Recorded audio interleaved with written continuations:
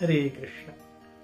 So this brings us to the 18th verse of the 18th chapter of Gita. कल हमने 17वें श्लोक में देखा कि भगवान ने कहा किस प्रकार से जिसके पास अहंकार भाव नहीं है, यस्य न अहंकृत भावो, तो someone who does not have the concept of I am the doer. So the question is, if I am not the doer, then how everything is working? So things are working because of God's mercy. भगवान की कृपा से हो रहा है और ऐसी अवस्था में वो सारे कार्य करता है। आप सोचेंगे अरे वाह, तो मेरा किसी से नहीं बनता, तो मैं सोचूंगा अरे मैं तो नहीं कर रहा, भगवान कर रहे हैं, मैं उसको मार दूंगा तो चलेगा। नहीं, द ग्लिच इज कि हमें सारे कार्य वैसे ही करने होंगे। अगर कोई हमें भी मारने आ रहा है तो भी हमें उस समय सोचना होगा अरे वो नहीं कर रहा है, भगवान कर रहे हैं, और हमें अपने आप को मरने देना होगा। अगर उतनी शरणागति है तो हम किसी को मार भी सकते हैं। तो जैसे हम देखते हैं अर्जुन भगवत गीता में शस्त्र उठा करके कौरवों की सेना को मार रहे हैं, विध्वंस कर रहे हैं, लेकिन यहां भगवान कहते हैं हत्वापि स इमान लोकान न बध्यते, वो मार करके भी कर्मों की श्रृंखला में बंधता नहीं है। So karma is for someone who understands I, the concept of ahankar. इसी चीज को आगे और सुंदर रूप से बताते हुए भगवान आज का श्लोक कहते हैं, द 18th वर्स, ज्ञानम ज्ञेयम परिज्ञाता त्रिविधा कर्म चोदना, करणम कर्म कर्तेति त्रिविधः कर्म संग्रह। Knowledge, the object of knowledge, and the knower are the three factors that motivate action. Senses, work, and doer are three constituents of action. So भगवान कहते हैं ज्ञान, ज्ञेय और ज्ञाता। ज्ञान अर्थात नॉलेज, ज्ञेय what is to be known, and ज्ञाता someone who knows. So ये सारे जो हैं ये क्या हैं? They are impetus to action. So हम देखते हैं कोई भी कोई भी चीज कार्यान्वित होने से पहले उसके पीछे एक सोच होती है, उसके पीछे एक बुद्धि होती है।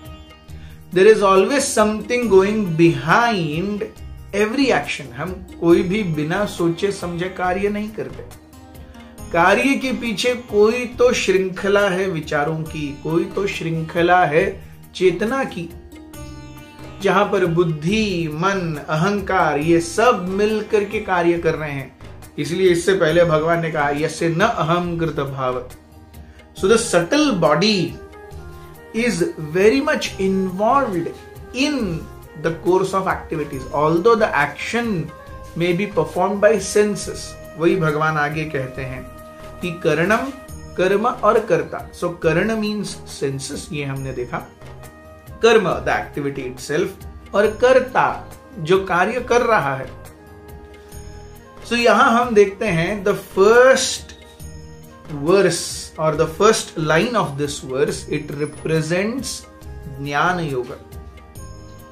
And the second line of this verse, it represents karma yoga.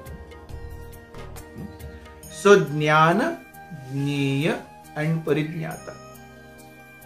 So the knowledge, the thing which needs to be known.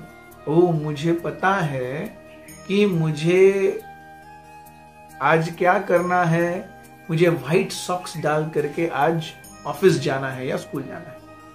सो मैं अपना पूरा कबर्ड खोल करके व्हाइट सॉक्स ढूंढता हूं, मेरे पास 5 कलर के सॉक्स होंगे। सो ज्ञान इज मुझे व्हाइट सॉक्स डाल करके जाना है। ज्ञेय इज ओ मेरे पास जो 5 हैं उसमें से एग्जैक्टली कौन सा है व्हाइट कलर का। परिज्ञाता ये कौन देखेगा, मैं देखूंगा। सो ये ज्ञान हो गया। The second line says karna, karma and karta. Karna is senses. अगर मेरे पास, जब तक मेरे पास हाथ नहीं होगा तब तक मैं जान करके भी और ढूंढ करके भी वो व्हाइट सॉक्स हाथ में ले सकता हूं क्या? नहीं। सो करण इज सेंसेस। देन हाथ में लिए तो भी अगर पैर नहीं है तो डाल सकता हूं क्या? अब पूछेंगे पैर नहीं हो तो सॉक्स लेने का सोचेंगे ही क्यों? We are just seeing for a understanding purpose. So मैंने हाथ में लिए व्हाइट सॉक्स, ये हो गया करण। वो ले करके पैर में डालना, ये हो गया कर्म। और कर्ता मैं। सो ज्ञान के रूप से मैं क्या हूं? परिज्ञाता। और कार्य के रूप से मैं कर्ता। Are you understanding? So two factors of action, एक on the first on the level of knowledge, second on the level of action. So ज्ञान, ज्ञेय and परिज्ञाता refers to knowledge, and कर्ण, कर्म and कर्ता refers to actual activity. और इसे हमने example of wanting to wear a white socks, searching for that white socks, taking that white socks out from the cupboard and putting it in one's leg. ये सब activity के हिसाब से हमने ये समझा. सो भगवान कहते हैं ये दो स्तरों पर कर्म हमें समझना होगा, एक तो ज्ञान के स्तर पर और दूसरा एक्चुअल एक्टिविटी के स्तर पर.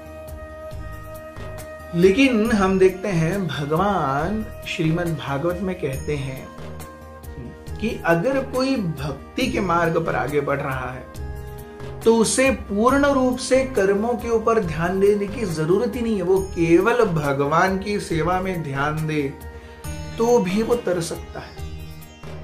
हम देखते हैं श्रीमद् भागवत के 11वें स्कंद के 11वें अध्याय में भगवान बहुत सुंदर रूप से कहते हैं, He says that आज्ञायैव गुणान् दोषान् मया दृष्टानपि स्वकान् धर्मान् संत्यज्य यः सर्वान् मां भजेत् स च सत्तमः. तो भगवान कहते हैं उद्धव को इंस्ट्रक्शंस देते हुए, अज्ञायैव गुण दोष, अपने कर्मों के हिसाब से जो कुछ भी गुण दोष आए हैं उसके पास, ठीक है, अब क्या कर सकता है? अपने पिछले कर्मों को तो वो बदल नहीं सकता है कि नहीं. उसने कल किसी का खून किया है लेकिन आज वो रिपेंट कर रहा है, लेकिन वो व्यक्ति वापस तो नहीं आ सकता, या इसकी फांसी की सजा कम तो नहीं हो सकती, वो जो होना था वो हो गया. सो अज्ञायैव गुण दोष, अपने कर्मों के हिसाब से, अपने कर्तव्यों के हिसाब से जो कुछ भी गुण दोष आए हैं, मया दृष्टान, क्योंकि कर्मों के साइकिल को मैंने प्रेरित किया है. I am the one who is driving the entire thing. मया दृष्टान. सो इनडायरेक्टली जो कुछ भी एक जीव के ऊपर हो रहा है, इनडायरेक्टली मैं उसके लिए जिम्मेदार हूं.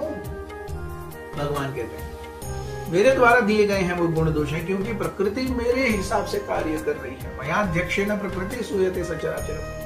सो भगवान कहते हैं धर्मान संत्यज्य, गुण दोष भी होंगे लेकिन उससे पूरा बाहर निकल करके यह सर्वा माम भजे, अगर वो पूरी तरह से मेरी शरण में आता है और केवल मेरी ही शरण के लिए कार्य करता है, he has no other activity, he has no other desire, केवल भगवान का सुख और भगवान की भक्ति, भगवान की श्रद्धा को बढ़ाने के लिए मेरा जीवन है, ऐसे अवस्था में अगर वो कार्य करता है, सत्तम, ही इज द बेस्ट.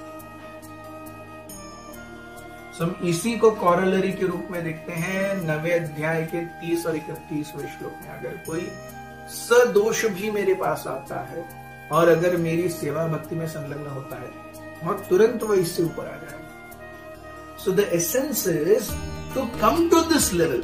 आप सोचेंगे कि अरे this level is very easy to attain, is it like that? No. जब तक सही में अच्छे रूप से शुद्धि नहीं होगी हृदय की, this consciousness will not come. इसीलिए without prerequisite karma one can not jump to gyan. जब तक हृदय पूरी तरह से शुद्ध नहीं है वो भौतिक भोग के पीछे ही जाता रहेगा. इसीलिए एक सन्यासी जिसका हृदय शुद्ध न हो पूरी तरह से कर्म त्यागने के लिए, उसको भी कर्म अर्थात कौन से कर्म की बात कर रहे हैं हम? नियत कर्म छोड़ना नहीं चाहिए। Unless one is sufficiently purified, one can never give up niyat karma or nitya karma.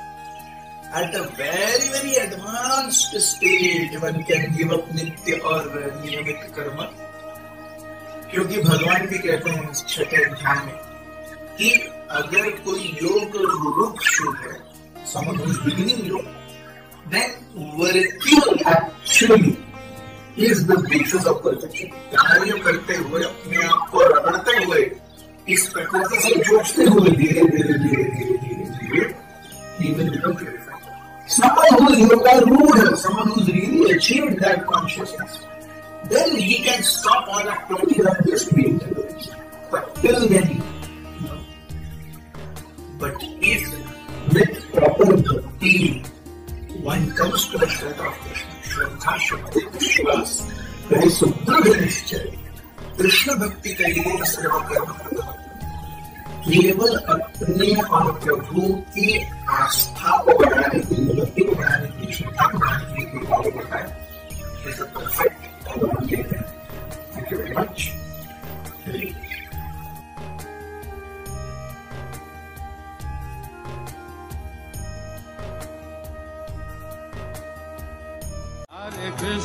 Hare Krishna, Krishna Krishna Hare Hare, Hare Rama Hare Rama, Rama Rama Hare